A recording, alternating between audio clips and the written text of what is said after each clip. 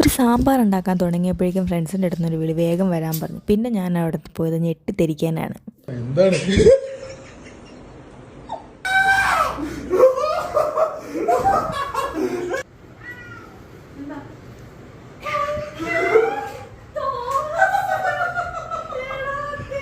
ഒട്ടും പ്രതീക്ഷിക്കാതെ പെട്ടെന്ന് നമ്മുടെ മുന്നിലേക്ക് ഒരാൾ കയറി വന്നിട്ടുണ്ടെങ്കിൽ എന്തായിരിക്കും നമ്മുടെ റിയാക്ഷൻ? അത് തന്നെയായിരുന്നു നമ്മുടെ ഞെട്ടിപ്പോയി. കാരണം തോമസ് തന്നെ പ്ലാൻ ചെയ്ത് തോമസ് തന്നെ നമുക്ക് സർപ്രൈസ് തന്നു. അപ്പം അതിനുശേഷം പിന്നെ നമുക്ക് ഫുള്ള് ഫുഡ് ഉണ്ടാക്കുന്ന പരിപാടിയായിരുന്നു. ചിക്കനും പോർക്കും ഒക്കെ വാങ്ങിയിട്ട് നമ്മൾ ഫുള്ള് കുക്കിങ്ങിലോട്ട് അങ്ങോട്ട് സ്റ്റാർട്ട് ചെയ്തു. ഭയങ്കരമായിട്ട് തോമസ് നല്ല സൂപ്പറായിട്ട് കുക്ക് ചെയ്യും.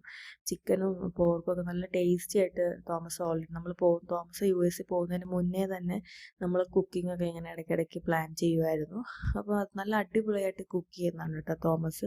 പിന്നെ നമുക്ക് തോമസിനെ ഒരുപാട് മിസ് ചെയ്തിട്ടുണ്ടായിരുന്നു നമ്മുടെ ഇടയിൽ. നമ്മൾ തോമസ് ലാസ്റ്റ് 1 ഇയർ പോകുമ്പോൾ ഭയങ്കര വിഷമമായിരുന്നു ഇങ്ങനെ പോകുമ്പോൾ. കാരണം നമുക്ക് ഇടയ്ക്കിടയ്ക്ക് ഇങ്ങനെ ഫുഡൊക്കെ കിട്ടിക്കൊണ്ടിരുന്നത് കാരണം ഇപ്പം അത് ഇല്ലാത്തതിൻ്റെ വിഷമം. പിന്നെ പഴയ കാലങ്ങളൊക്കെ വന്ന പോലെ ഒരു ഫീലായിരുന്നു.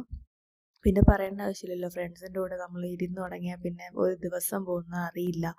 അമ്മാതിരി വർത്താനവും US കഥകളും ഇവിടുത്തെ കഥകളും എല്ലാം കേട്ട് ഫുഡൊക്കെ ഉണ്ടാക്കി നമ്മൾ ഫുഡൊക്കെ കഴിച്ച് നല്ല ഫുഡായിരുന്നു, നല്ല ടേസ്റ്റി ഫുഡായിരുന്നു. പിന്നെ വൈകുന്നേരം വരെ ഞങ്ങളിത് ഫുള്ള് വർത്താനവും കാര്യങ്ങളൊക്കെ തന്നെയായിരുന്നു. അപ്പോൾ ബൈ.